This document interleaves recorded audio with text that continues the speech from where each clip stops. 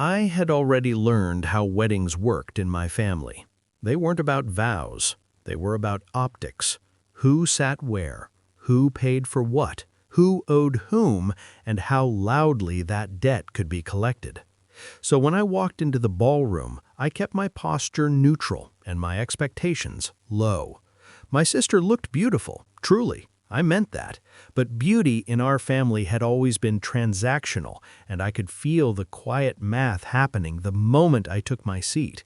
My parents didn't come to me immediately. They waited, let the ceremony finish, let the applause crest, let the room fill with the low hum of approval.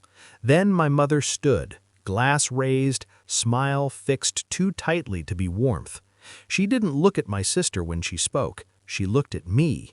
She talked about sacrifice, about family pulling together, about how some children were blessed more than others, and how blessings carried responsibility. The words were polished, practiced. The guests nodded along, assuming this was sentiment. Then she said my name, out loud, clearly, in a room of 200 people. She said it was time I did the right thing, that since I lived alone in a penthouse bigger than I needed, it only made sense that I hand over the keys so my sister and her new husband could start their life properly. Just for a while, just until they found their footing.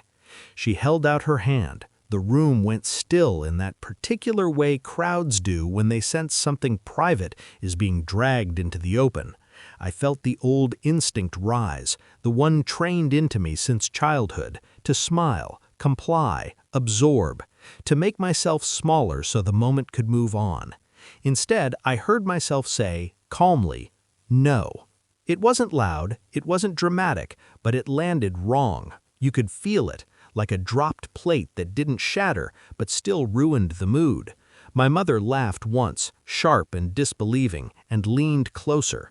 Her voice dropped, but the microphones were still on. "Don't embarrass us," she said. I didn't raise my voice. I didn't explain. I just repeated it. No. That was when she slapped me.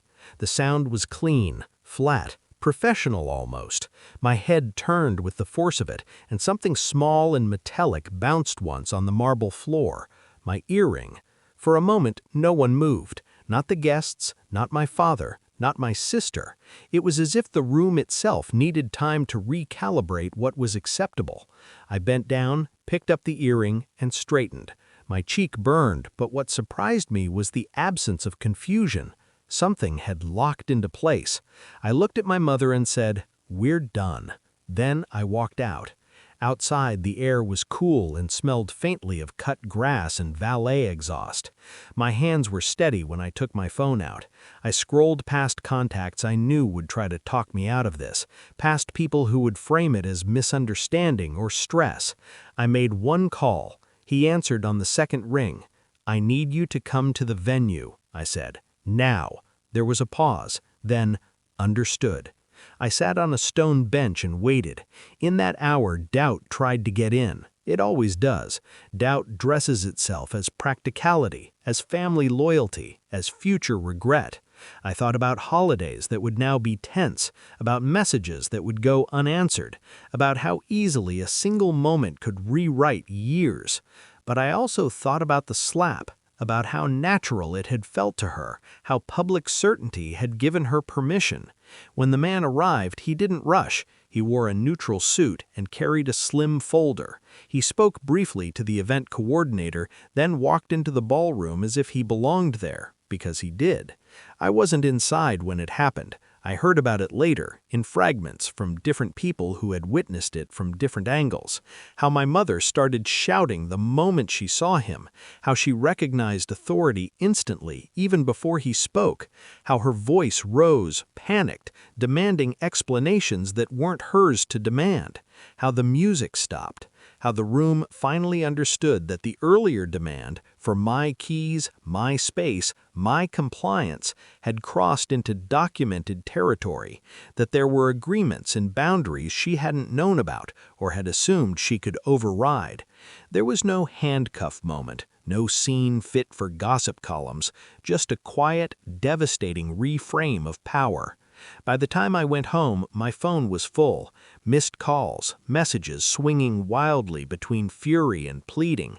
I didn't respond.